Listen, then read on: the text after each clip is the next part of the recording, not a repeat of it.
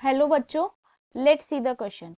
The question says that if the sun rays inclination increases from 45 degree to 60 degree, the length of the shadow of the tower decreases by 50 meter. Find the height of the tower in meter. Options are 50 into root 3 minus 1, 75 into 3 minus root 3, 100 into root 3 plus 1, 25 into 3 plus root 3. Okay तो इस question में हमें क्या बोला है? इस question में हमें बोला है कि हमारे पास एक टावर है. ओके तो सपोज करते हैं ये हमारे पास एक टावर है. ओके इसका इंक्लिनेशन सन पे इसके टॉप का जो इंक्लिनेशन है सन की रेज का वो पहले कितनी डिग्री का था?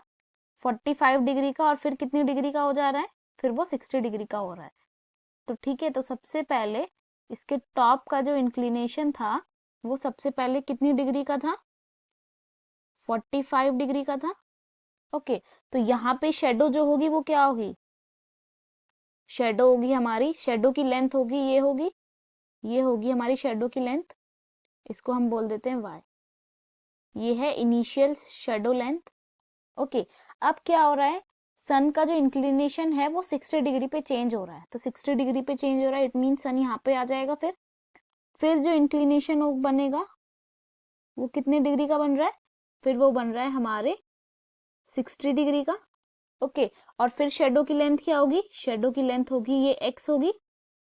ओके और हमें क्या बोल रहा है कि शेडो की length decreases by 50 metre. It means पहले 50 मीटर ज्यादा थी.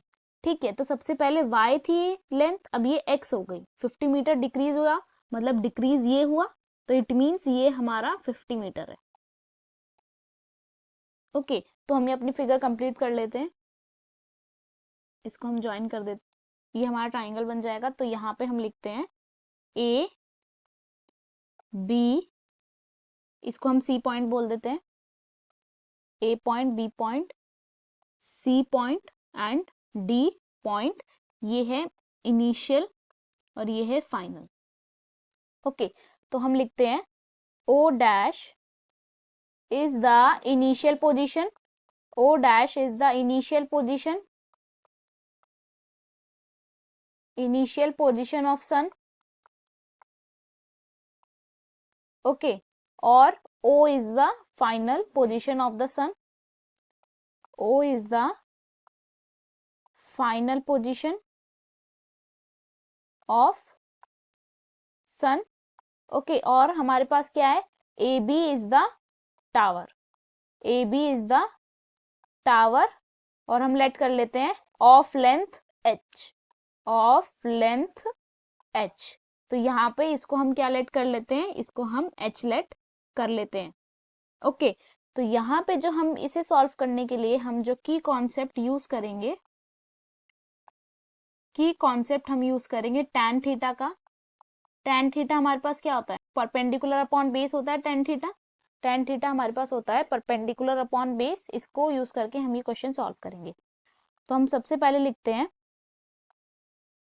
इन triangle A B C tan 60 degree किसके इक्वल होगा? tan 60 डिग्री होगा परपेंडिकुलर अपॉन बेस.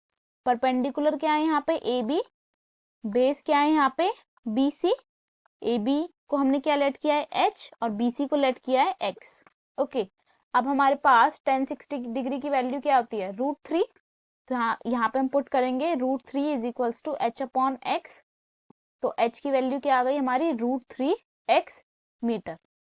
ओके ये हमारे पास आ गया √3x metre.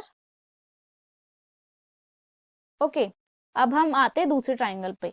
In triangle A B D tan 45 किसके इक्वल होगा? tan 45 होगा हमारा A B upon B D के equal. A B upon B D के इक्वल. tan 45 क्या होता है हमारा? 1. और ए बी हमारा क्या है? h. और बी डी को हम क्या लिख सकते हैं? y.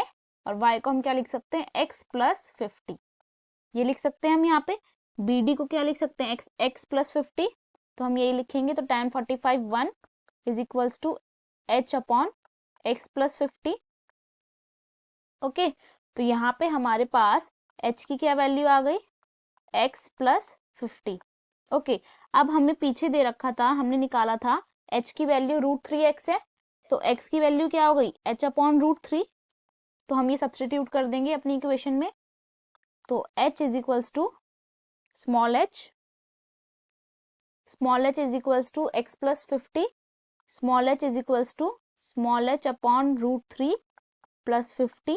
ओके तो small h minus small h upon √3 is equals to 50। Okay तो यहाँ पे हम √3 एलसीएम लेंगे तो हमारे पास न्यूमरेटर में आएगा √3h minus h is equals to 50।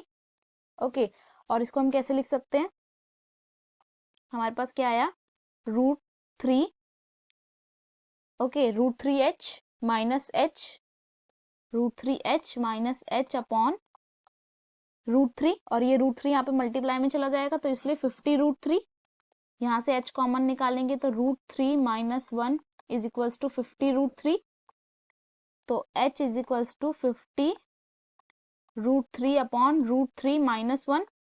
Okay अब हम √3 प्लस 1 और √3 प्लस 1 से मल्टीप्लाई करेंगे और डिवाइड करेंगे तो हमारे पास ये आ जाएगा h इज इक्वल्स टू 50 और ये √3 अंदर मल्टीप्लाई होगा तो 3 प्लस √3 अपॉन 2 और इसे कैंसिल करेंगे तो 25, तो h की वैल्यू आ गई हमारे पास 25, 3 प्लस √3 मीटर। ओके और यही हमारा फाइनल आंसर होगा। ओके तो हमारी हाइट ऑफ द टावर कितनी आई है, 25, 3 प्लस √3 मीटर। ओके तो हमारा यहाँ पे ऑप्शन डी करेक्ट होगा। Okay hope you will understand, best of luck, thank you.